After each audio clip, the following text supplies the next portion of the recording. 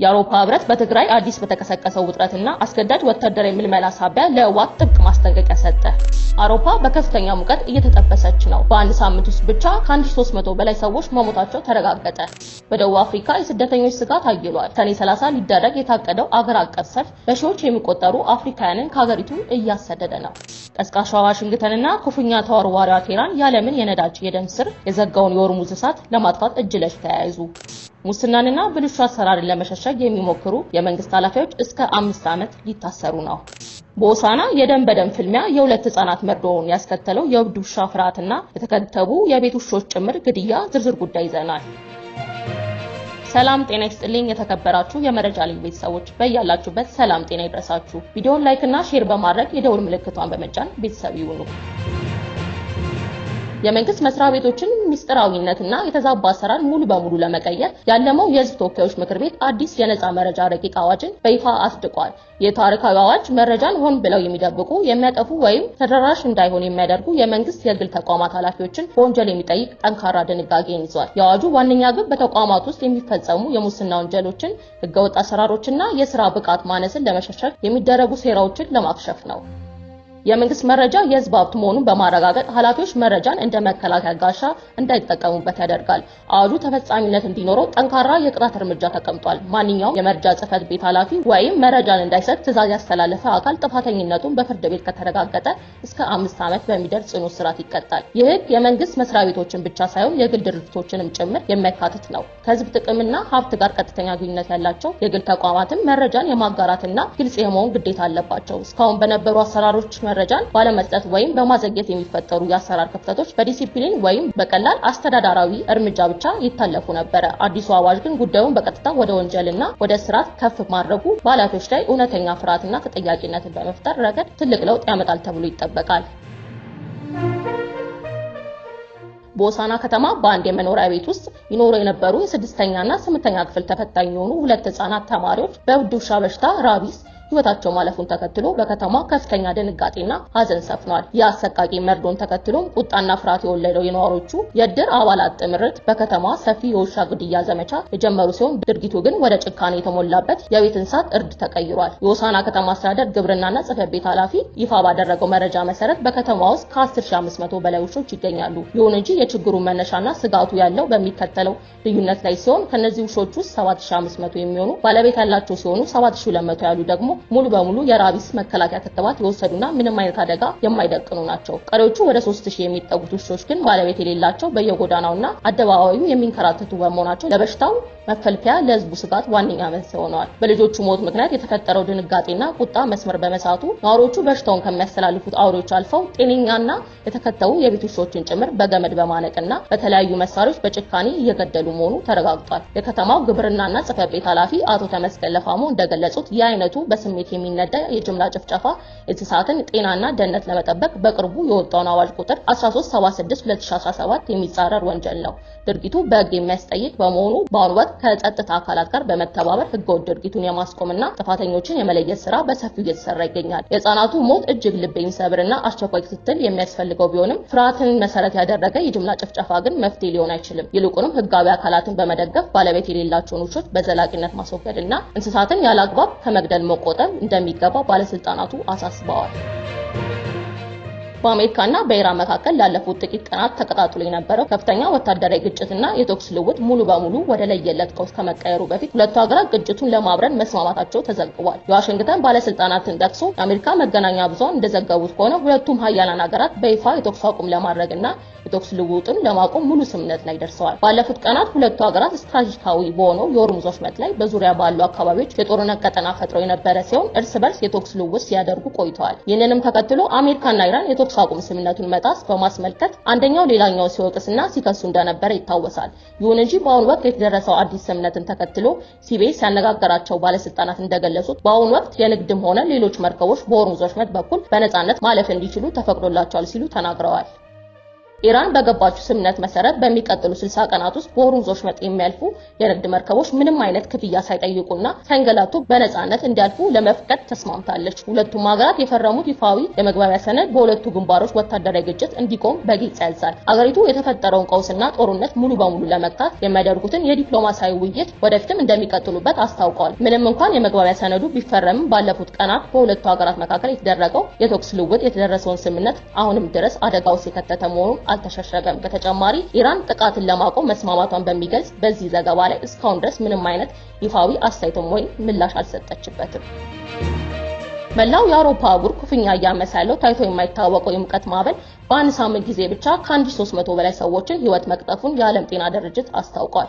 በአገሪቱ በተለይም በበርካታ የአውሮፓ ሀገራት የሟቾች ቁጥር በከፍተኛ ፍጥነት እየጨመረ በመምጣቱ ሁኔታው ወደ ከፋ ሰብአዊ ቀውስ እየተቀየረ ይገኛል።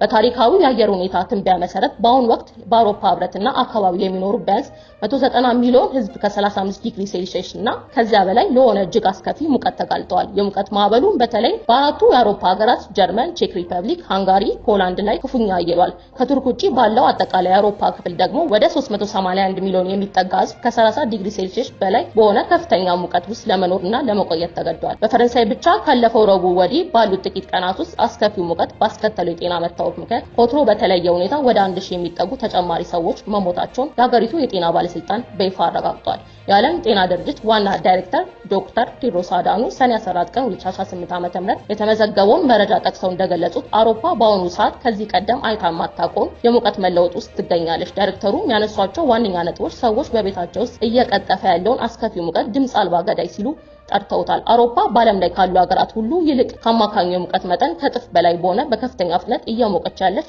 አህጉር ሆናለች። ድሮ በአንድ ትውልድ አንዴ ብቻ በረጅም ዓመታት ልዩነት ይከሰት የነበረው አስከፊ ሙቀት አሁን ባለው የዓለም የአየር ንብረት መዛባት ምክንያት በየዓመቱ የሚከሰት መደበኛ ክስተት ሆኗል። ለአደጋው መባባስ ትልቁ ምክንያት የአውሮፓውያን የመኖሪያ ቤቶች፣ የሥራ ቦታዎችና ትምህርት ቤቶች ቅዝቃዜ ታሳቢ አድርገው የተገነቡ በመሆናቸው እንጂ ይህንን መሰል ከፍተኛ ሙቀት ማዕበል ለመቋቋም ተስማሚ ሆነው አለመገንባታቸው ነው። ይህ አዲስ የተከሰተው የሙቀት ማዕበል ዓለም የአየር ንብረት መዛባት ምን ያህል የሰው ልጅ ህልውና አደጋ ላይ የጣለ መሆኑን ያሳየ ሲሆን የአውሮፓ ሀገራት አስቸኳይ የአየር ማቀዝቀዣ መሰረተ ልማቶችንና የድንገተኛ አደጋ መከላከያ ስልቶችን በአስቸኳይ እንዲዘረጉ የዓለም የጤና ድርጅት ጥሪ አቅርቧል።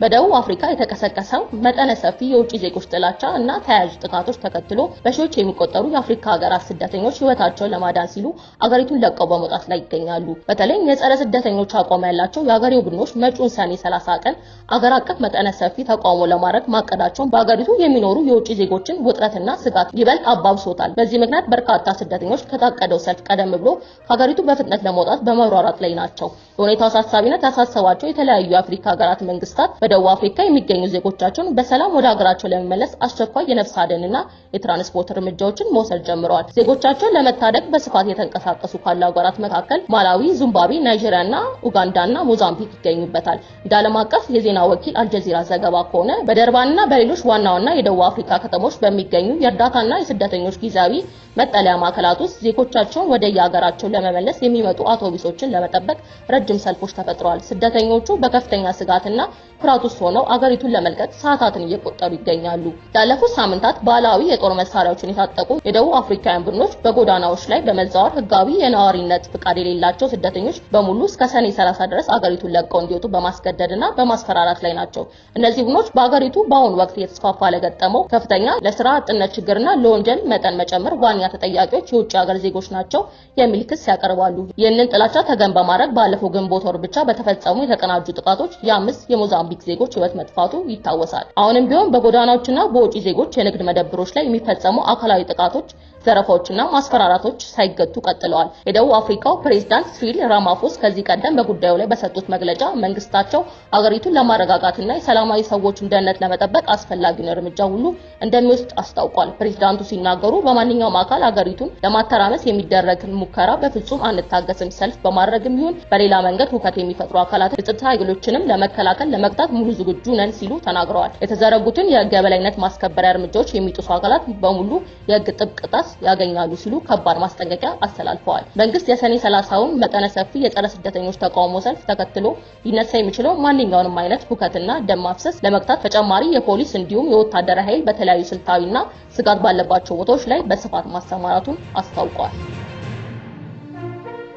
በሰሜን ኢትዮጵያ በብዙ መስዋዕትነት የመጣው አንጻራዊ ሰላም አደጋ ላይ የሚጥሉ አዳዲስ የፖለቲካና የወታደራዊ ውጥረቶች መፈጠራቸውን ተከትሎ የአውሮፓ ህብረት አስቸኳይ መግለጫ አውጥቷል። ህብረቱ በትግራይ ክልል ሰሞኑን የተፈጠረው ወቅታዊ ውጥረት በእጅጉ እንዳሳሰበው በይፋ አስታውቋል። በማህበራዊ ትስስር ገጹ ባወጣው አጭር መግለጫ የህዝባዊ ወያኔ ሓርነት ትግራይ እየወሰዳቸው ያሉትን የቅርብ ጊዜ እርምጃዎች በጥብቅ ኮንኗል። በተለይም ህወሓት የፌዴራል መንግስቱን የሾመውን የጊዜያዊ አስተዳደር ወደ ጎን በመግፋት ከ6 ዓመት በፊት የተመረጠውን የቀድሞ የትግራይ መንግስት ምክር ቤት መልሶ ወደ ስራ አስገብቷል። ይህንንም ተከትሎ የቀድሞ የክልሉ ርዕሰ መስተዳደር ደብረጽዮን ገብረ ሚካኤል እንደገና ፕሬዝዳንት አድርጎ መምረጡን ህብረቱ ኮንኗል። በክልሉ ውስጥ የተካሄደ ያለው አስገዳጅ የጦር ኃይል ምልመላ አሳሳቢ መሆኑን ህብረቱ በይፋ ጠቅሶ እነዚህ የህወሓት እርምጃዎች በ2015 ዓ.ም የተፈረመውን የፕሪቶሪያ ኮንፍሊክት ማቆሚያ ስምምነት አንቀጾች የሚጥሱና የሚጻረሩ ናቸው ተብሏል። የአውሮፓ ህብረት በትግራይ ጦርነት ወቅት በኢትዮጵያ ላይ ማዕቀብ ጥሎ የነበረ ቢሆንም ሁኔታዎች ሲሻሻሉ ከ2 ወራት በፊት ግን እርዳታውን መልሶ መፍጠሩ ጠቅሷል። አሁንም የተፈጠረው አዲስ ውጥረት ግን ይህንን በጎ ግንኙነት እንደገና አደጋ ውስጥ ሊጥል ይችላል የሚል ስጋት ፈጥሯል። ህብረቱ በኢትዮጵያ ፌዴራል መንግስትና በህወሓት መካከል በአስቸኳይ ይፋዊ ንግግር እንዲጀመርና የፕሪቶሪያውን ስምምነት ሙሉ በሙሉ ተፈጻሚ እንዲሆን ጠይቋል። የሰላም ሂደቱን ለማስቀጠል የአፍሪካ ህብረት ከፍተኛ ተወካይ የሆነው የቀድሞ የናይጄሪያው ፕሬዝዳንት ኦሉሴጉን ኦባሳንጆ ሁለቱን ወገኖች ለማስታረቅ የሚያደርጉትን ጥረት አውሮፓ ህብረት ሙሉ በሙሉ እንደሚደግፍ አስታውቋል። በብሔራዊ ምርጫ ቦርድ ህጋዊ እውቅና ተሰርዞ የነበረው ህወሓት ባለፉት ወራት ከጦርነቱ በፊት በነበረው ምርጫ ያሸነፈውን ምክር ቤት በይፋ መልሶ በማቋቋም የክልሉን ስልጣን ተቆጣጥሯል። የህወሓት ማዕከላዊ ኮሚቴ ባለፈው ሚያዝያ ወር ባሳለፈው ውሳኔ መሰረት ይኸው ምክር ቤት ወደ ስራ እንዲመለስ የተደረገ ሲሆን ይህ ራሱን የቻለ እርምጃ ከፌዴራል መንግስቱ ጋር ያለው ግንኙነት ይበልጥ እያሻከረው መጥቷል።